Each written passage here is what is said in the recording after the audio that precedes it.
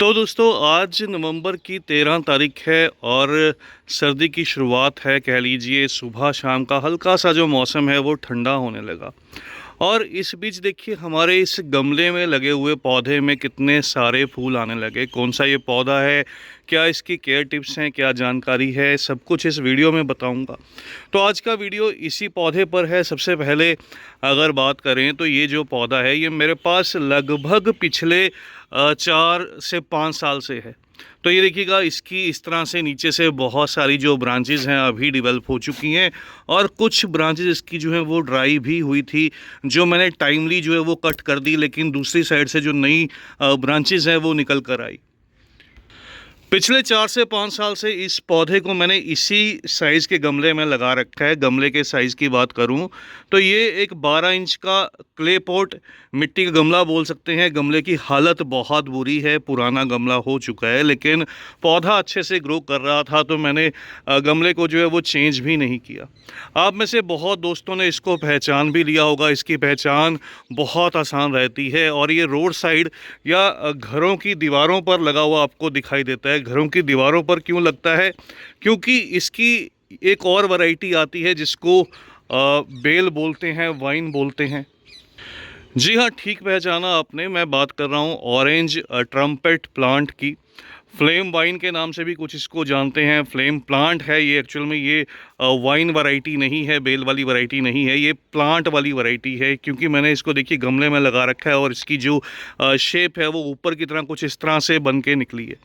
तो ये plant variety है, बेल वैरायटी नहीं है। इसमें जो दूसरी रहती है वो बेल वैरायटी रहती है। लेकिन अच्छी बात है, इसका अभी जो है वो फ्लावरिंग सीज़न है। ये पौधा बहुत अच्छे से फूल देता है मानसून के बाद के समय में। थोड़ा पहले या थोड़े बाद में आपको इसकी जो फ्लावरिंग है वो दिखाई देती है और मार्च अप्रैल में भी इसमें आपको जो फूल हैं वो दिखाई देते हैं इस पौधे में। जब कह सकता हूँ मॉडरेट क्लाइमेट रहता है उस समय पर बहुत बढ़िया से फूल आते हैं। तो इसकी अगर आपके पास देखिए ज़मीन में जगह है तो इसकी आप वैरायटी लगा लीजिए। जो बेल वाली वैरायटी रहती है तो वो भरकर फूल देती है। इसको आप अपनी दीवार पर जो है वो एक तरह से चढ़ा सकते हैं, बांध सकते हैं, तो बहुत अच्छा रिज़ल्ट मिलता है। तो एज ए क्रीपर कह लीजिए ये चल जाता है। उसको थोड़ा सा सेमी क्लाइंबर भी कह सकते हैं। जो बहुत ऊपर आप ना चढ़ाएँ तो एक लटका लटका सा जो है वो उस तरह से भी बन जाएगा। तो दोनों तरह से ये जो है वो तैयार हो जाता है। आप इसको बांधना चाहें बांध लीजिएगा तो थोड़ा सा शेप आपको ऊपर की तरफ दिखाई दे जाएगी, नहीं तो ये क्रीपर की तरह जो है वो ग्रो करता रहता है। नर्सरी पर ईज़िली मिल जाता है। नर्सरी पर दोनों तरह की वैरायटीज़ मिल जाती हैं। इस मौसम में ख़ास तौर पर दिखाई देती हैं। बहुत हैवी फ्लावरिंग रहता है। जब भी फूल आते हैं गुच्छे गुच्छे आते हैं। नर्सरी पर केवल आप डिमांड कीजिएगा आपको प्लांट चाहिए या फिर बेल चाहिए, तो दोनों तरह की वैरायटीज़ रहती हैं, जैसे मैंने पहले ही बता दिया। तो प्राइस रेंज की बात करूँ तो बहुत कॉस्टली नहीं रहता। लेस देन 50 रुपीज़ आपको ईज़िली मिल जाएगा। बाकी नर्सरी टू नर्सरी जो है वो वेरी करता है किस तरह से इसके जो पौधे हैं वो तैयार किए गए हैं, कितने साइज़ का पौधा है। लोकेशन की बात करूं दोस्तों, फुल सनलाइट लोकेशन इसको चाहिए होती है। थोड़ी सी एसिडिक सॉइल भी इसको चाहिए होती है। ऐसी मिट्टी जिसमें थोड़ी सी एसिडिटी मेंटेन रहे, उस कंडीशन में ये अच्छे से फूल देता है। तो मेरा ये पौधा यहाँ पर लगा है, देखिए इस तरह से दीवार के पास में, जहाँ पर इसको फुल सन पूरे दिन की धूप मिलती है और यहाँ पर ये अच्छे से ग्रो भी करता है। तो अभी सर्दियों की शुरुआत है, बेस्ट टाइम है, फेवरेबल क्लाइमेट है, इसको बिल्कुल आप ग्रो कर सकते हैं। बहुत ज़्यादा सर्दी में ये डोरमेंट हो जाता है। तो बहुत ज़्यादा जब सर्दी रहती है तब इस तरह से इसकी कुछ ब्रांचेस कई बार जो है वो ड्राई होने लगती हैं। फिर जैसे ही गर्मी का मौसम आता है फिर से जो नई ग्रोथ है वो दिखाई देती है। मिट्टी की बात करूं, मिट्टी तैयार करते समय एक हिस्सा मिट्टी, एक हिस्सा खाद, एक हिस्सा जो है वो रेत, सैंड या बजरी, जो भी आप कह लीजिए, जो कंस्ट्रक्शन सैंड रहती है, बद्रपुर रहता है, उसका आप इस्तेमाल कीजिए। तो पौधा बहुत अच्छे से रिजल्ट देता है, बहुत अच्छे से ग्रोथ करता है।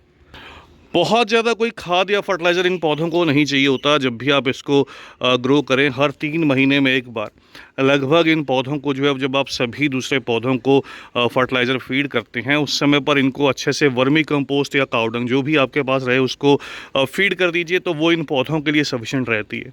अच्छी बढ़िया हेल्दी ग्रोथ ग्रीनरी के लिए आप इस पौधे को सीविड लिक्विड दे सकते हैं। अभी के लिए आपको थोड़ी थोड़ी इसकी लीव्स जो है वो येलो होती हुई दिखाई देंगी। रीज़न है ये टेम्परेचर फ्लक्चुएशन। सुबह शाम के जब टेम्परेचर में थोड़ा सा डिफरेंस आ जाता है तो थोड़ी बहुत सभी पौधे जो हैं वो पत्तियाँ पीली करने पड़ते हैं। हैं। तो ये रीज़न रहता है पत्तियां पीली होने का। बहुत बार इसी वजह से आपके कमेंट्स भी आते हैं कि पौधे में पत्तियां पीली हो रही हैं, लेकिन जो इसका मेजर रीज़न रहता है, जब धूप थोड़ी कम रहे और सुबह शाम के टेम्परेचर में जो है वो डिफरेंस आ जाए लगभग 10 डिग्री का, तो उस समय पर पौधे थोड़ी सी स्ट्रेस में आते हैं। कई बार वो थोड़ी बहुत जो पत्तियाँ हैं वो पीली करने लगती हैं। इसके अलावा इन पौधों में कोई भी ऐसी इंसेक्ट पेस्ट या कोई भी बीमारी अटैक नहीं करती। बहुत हार्डी प्लांट की लिस्ट में रहते हैं, केयर फ्री रहते हैं, बहुत इजी टू ग्रो रहते हैं, कोई ख़ास देखभाल नहीं चाहिए होती। तो आप इसको ईज़िली लगा सकते हैं। केवल रिपोर्ट करके पानी देकर छोड़ दीजिए तो पौधा अच्छे से ग्रो करने लगता है। तो वो दोस्तों, जाने से पहले ये देखिएगा हमारे कुंदा के पौधे में कितनी सारी कलियां बनने लगी। ये पौधा इस समय कोई क्लाइमेट को पसंद करता है और अभी इसके फूल भी आने लगते हैं। तो जिन्होंने कुंदा को लेकर मेरा वीडियो नहीं देखा, कुंद प्लांट, कुंदा का पौधा, तो ये देखिएगा खूब भर भर कर फूल देने वाला पौधा, बहुत हैवी फ्लावरिंग प्लांट। क्योंकि ये मेरा जो प्लांट है ये मैच्योर है, काफ़ी समय से है। इसकी ट्रिमिंग जो है वो मैं करता रहता हूँ, उससे इसकी जो शेप है बहुत अच्छी डेवलप हो चुकी है। इसी तरह से ये थोड़ी सी इसकी डिफरेंट वैरायटी है। एक में पिंक जो बर्ड्स हैं वो बनती हैं, एक में वाइट बनती हैं, लेकिन दोनों में बहुत ज़्यादा फूल आते हैं। तो आज की इस छोटी सी वीडियो में दोस्तों इतना ही। जल्द ही मिलते हैं किसी और नए टॉपिक के साथ, किसी और नई वीडियो के साथ। तब तक के लिए bye, happy gardening, take care. और जाने से पहले ये देखिएगा, ये बोगनविलिया का मेरा पौधा जो अभी पूरी तरह से फूलों से ढक चुका है।